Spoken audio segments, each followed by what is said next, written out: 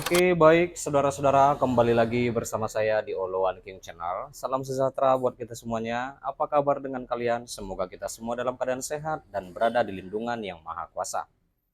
Di video kali ini, saudara-saudara, kita masih membahas update terbaru di kasus Vina Eki Cirebon yang terjadi pada 2016 silam.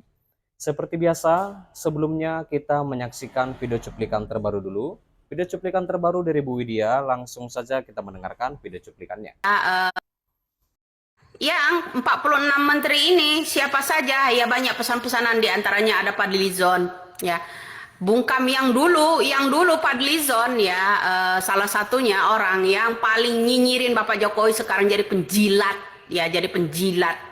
Ya, yang dulu dia teriak-teriak PKI ya, padahal dia yang sering berkunjung dengan tokoh-tokoh komunis, dan jangan lupa tokoh-tokoh komunis dulu berkunjung di gedung namanya Gerindra. Ya, itu salah satunya. Maka Ya, bikinlah sini Bu oposisi yang Widya namanya Fadlizon. sindiran-sindirannya Ya, sangat teriak-teriak PKI ya, tajam si dan dungu pedas ya itu saudara-saudara. ya kan. Nah itu jadi itu ya, Seperti Prof Dungu yang video salah yang kita satunya itu saksikan yang ini. namanya Fadlizon ya, menjadi menteri ya, susunan kabinet orang menteri. Saya mengingat kembali orang-orang yang terdekatnya kasus BLBI itu ya, kasus BI terutama ya. Ada Sudrajat Jiwandono, seorang ipar dulu pengguna dana BLBI ya, bagi-bagi uang di DPR ya, bagi-bagi uang di DPR pada waktu itu 98 sebelum terjadinya yang namanya krisis moneter itu ya. Ada salah satunya dicalonkan pula ya. Terus ada dulu juga direkomendasi menjadi gubernur Jawa Barat. Nah, salah satu orang kasus dari pengguna dana BLI. Harapan kami ya, satu ya, orang-orang anti kritik. Pertama, korek kembali pengguna dana BLBI 22 data yang digunakan oleh pihak mertua. Ya, jangan lupa besan dan mertua.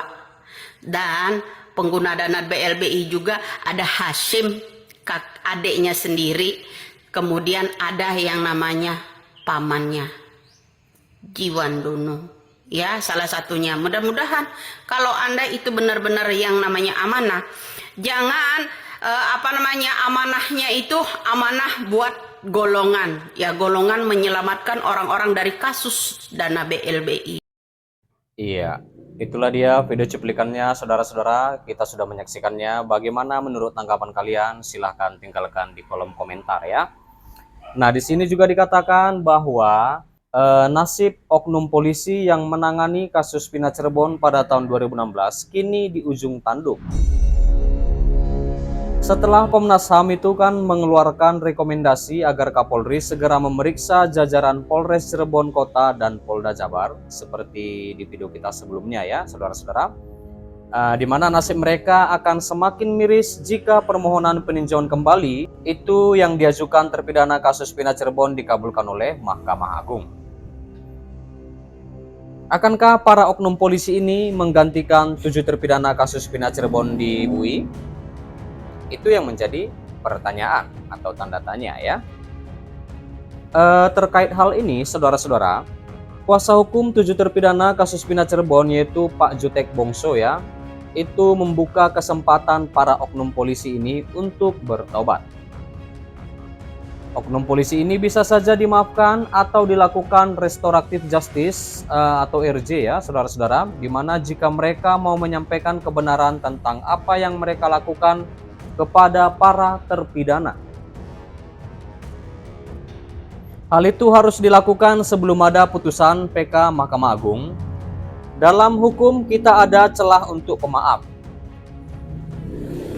Restoratif justice. Saya berpikir belum terlambat. Sepanjang PK belum diumumkan, saya selaku penasihat hukum 7 terpidana mengimbau demi kebenaran. Ketika mereka ingin bertobat dan ingin menyampaikan satu kebenaran, kami akan mempertimbangkan menempuh jalur restoratif justice, kata Pak Jutek Bongso itu di channel YouTube Pasopati Law Firm Jutek Bongso pada Jumat 18 Oktober 2024 ya. Nah, lalu dikatakan Jutek juga di kasus ini, di kasus Vina ini, kepolisian secara institusi tidak bersalah. Namun oknum-oknumlah yang melakukan pelanggaran pada tahun 2016 silam. Oknum-oknum tersebut bila mana menyadari dengan fakta persidangan PK yang kemarin dan ingin menyatakan kebenaran saat ini sebelum PK putus dan diumumkan, sebagai PH saya akan menyarankan klien kami untuk menempuh RJ atau restoratif justice ya. Tegas Pak Jutek lagi. Nah lalu lanjut Jutek jika putusan MK, jika putusan PK sudah diumumkan dan permohonan dikabulkan Mahkamah Agung, maka sudah tidak ada lagi restoratif justice. Bagaimanapun klien kami 8 tahun ada di dalam penjara, masa depan mereka hilang, bahkan ada yang 2 minggu mau menikah, gagal nggak jadi calon istri, kini sudah menikah dan sudah punya anak. Tentu menyedihkan, masa depan mereka terbuang 8 tahun dalam penjara. Lanjut Pak Jutek. Kalau oknum polisi tidak bertobat, pintu restoratif justice tertutup, kami akan tegak lurus menegakkan hukum yang berlaku. Lalu bagaimana dengan polisi yang pada 2017 disanksi karena bersikukuh menyatakan bahwa kasus Vina adalah kecelakaan lalu lintas bukan pembunuhan? Menurut Pak Jute, polisi ini sebagian sudah pensiun dan ada juga yang masih aktif. Iya.